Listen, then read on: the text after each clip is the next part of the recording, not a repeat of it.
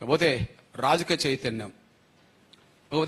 చైతన్యం నిజమే.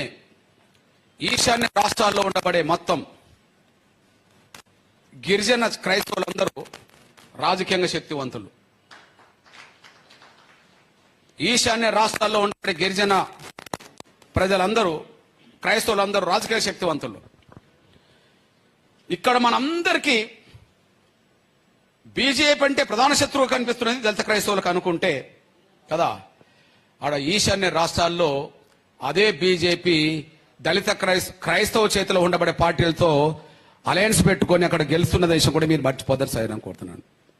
ఇక్కడ మనం ఏదైతే ప్రధాన శత్రువు అని దళిత క్రైస్తవులు బీజేపీని అనుకుంటుండ్రో, కాంగ్రెస్ తో మనకు మిత్ర పార్టీ లేదా ఇంకో మిత్ర పార్టీ, బీజేపీ మాత్రం మనకు శత్రు పార్టీ అని చెప్పి ఎట్లయితే కొద్దిగా అనుకుంటుండ్రో, కానీ అక్కడ రాజకీయంగా శక్తివంతంగా ఉండబడే క్రైస్తవ పార్టీలే, గిరిజనులు ఉండబడే క్రైస్తవ పార్టీలే బీజేపీతో పొత్తు పెట్టుకున్న కాడికి వచ్చింది.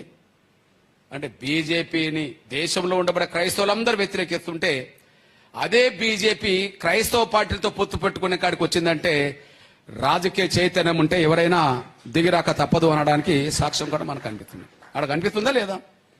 దాదాపు 4-5 స్టేట్లో డైరెక్ట్ క్రైస్తవ పార్టీలతోటే పొత్తు పెట్టుకొని అలయన్స్లో వాళ్ళు గెలిచి పరిపాలిస్తున్న కాడికి కనిపిస్తున్నది.